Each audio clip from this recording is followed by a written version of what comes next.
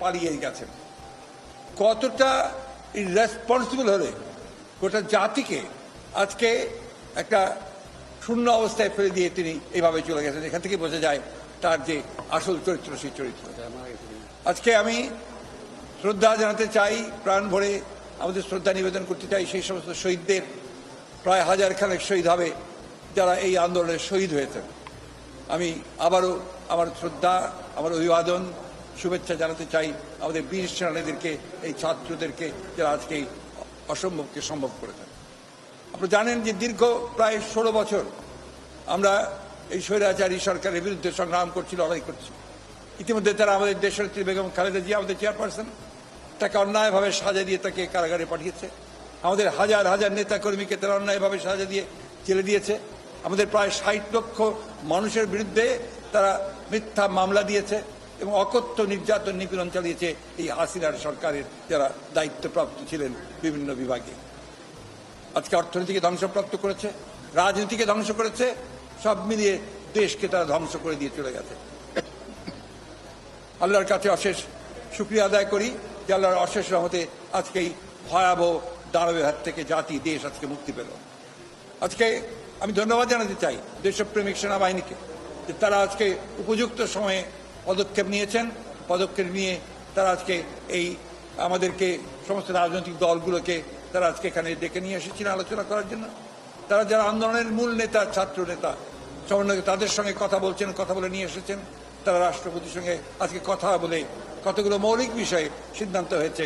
সেই সিদ্ধান্তর প্রথমটি হচ্ছে সেটা হচ্ছে যে পার্লামেন্ট ভেঙে দিয়ে অতি দ্রুত একটি ইন্টারিম গভর্নমেন্ট, অন্তর্বর্তীকালীন সরকার গঠন করা হবে নির্দলীয় সরকারদেরকে নিয়ে।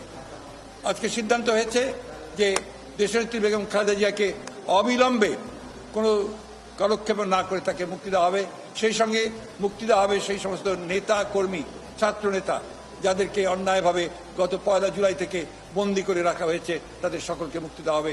রাজনৈতিক কারণে যাদেরকে বন্দী করে রাখা হয়েছে মুক্তি দেওয়া হবে সেই সমস্ত মানুষদেরকে যারা অন্যায়ভাবে কারাগারে আটক হয়ে রয়েছে। সিদ্ধান্ত হয়েছে যে এখন এই হাসিনার পালিয়ে যাওয়া পদত্যাগের পরে যে অবস্থা সৃষ্টি হয়েছে, সেই অবস্থা, বিশেষ করে আইন শৃঙ্খলা পরিস্থিতি যে অবস্থা সৃষ্টি হয়েছে, এই আইন শৃঙ্খলা পরিস্থিতিকে নিয়ন্ত্রণে আনার জন্য সমস্ত রাজনৈতিক দলগুলো তারা কাজ করবেন, ছাত্র নেতারা কাজ করবেন, ছাত্ররা কাজ করবেন। আমি আজকে আপনাদের মাধ্যমে এই আবেদন জানাতে চাই সমগ্র দেশবাসীকে যে আসুন, আমরা একটা বড় বিজয়, বড় সাফল্য অর্জন করেছি। সেই সাফল্যকে ধরে রাখতে আমরা যেন আবার সেটাকে অন্যদিকে প্রবাহিত না হয়, সেই জন্য নিজেরা সংযমের পরিচয় দেই। ক্রোধ, ঘৃণা বা প্রতিশোধের বশবর্তী হয়ে আমরা যেন কাউকে আক্রমণ না করি, কোনো প্রতিষ্ঠানের ক্ষতি না করি। বিশেষ করে আমাদের যে সমস্ত বন্ধুরা, ভাইয়েরা আমাদের সঙ্গে আছেন, আমাদের ধর্মীয়ভাবে তারা যা সংখ্যালঘু, তাদের উপরে কোনো যেন আক্রমণ না হয়, তাদেরকে প্রোটেক্ট করা, তাদেরকে রক্ষা করা কিন্তু আমাদের পবিত্র দায়িত্ব। তাই আপনাদের মধ্য দিয়ে আমি আমাদের দলের সকল স্তরের নেতা কর্মীদেরকে আবেদন জানাতে চাই যে আপনারা সবাই নেমে পড়ে এই ভয়াবহ যে প্রবণতা দেখা দিয়েছে, এই প্রবণতা থেকে দেশকে রক্ষা করুন। কাউকে সেই সুযোগ নিতে দেবেন না যে সুযোগে দুর্বৃত্তরা বা দুষ্কৃতিকারীরা অন্যের উপরে আঘাত আনবে। এই অনুরোধ আমি দেশবাসীকে জানাতে চাই যে আসুন, আজকে জাতির এই ক্রান্তি লগ্নে আজকে আমরা সামরিক বাহিনীকে সহযোগিতা করব, একই সঙ্গে আমরা নিজেদেরকে ঐক্যবদ্ধ করে এই দেশকে রক্ষা করব এবং সমস্ত অন্যায় অত্যাচারের প্রতিবাদে আমরা আবার ঐক্যবদ্ধ হয়েছি। এই ঐক্যকে দৃঢ় করে রেখে দেশকে আমরা দেশের শত্রুদের হাত থেকে, বাইরের শত্রুদের হাত থেকে আমরা অবশ্যই তাদেরকে রক্ষা করব। এটাই হচ্ছে আজকে আমাদের সবচেয়ে বড় আবেদন আপনাদের কাছে।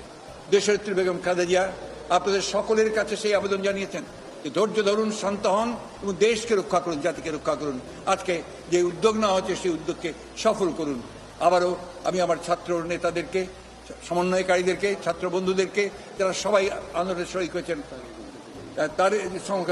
তাদেরকে আমরা আজকে সহযোগিতা করি এবং তাদেরকে অভিবাদন জানাই। সেই সঙ্গে আমি আবারও এই কথাটা আবার আপনাদের মধ্যে তুলে ধরতে চাই, যে নেতা আমাদের মাঝে নেই, তাকে অন্যায়ভাবে মিথ্যা মামলা দিয়ে বিদেশে নির্বাসিত করা হয়েছে, আমাদের নেতা তারেক রহমান, তিনি এই আন্দোলনে সর্বাত্মকভাবে সহযোগিতা করেছেন প্রতি মুহূর্তে এবং এই ফ্যাসিস্ট বিরোধী আন্দোলনের নেতৃত্ব দিচ্ছেন তাকেও অবিলম্বে দেশে ফিরিয়ে নিয়ে আসার জন্য আমরা সব রকম ব্যবস্থা গ্রহণ করেছি। ইনশাআল্লাহ সেটা আমরা সফল হব। আপনারা সবাই ধৈর্য ধরুন, শান্ত থাকবেন। আপনারা সবাই ভালো থাকুন, সুস্থ থাকুন।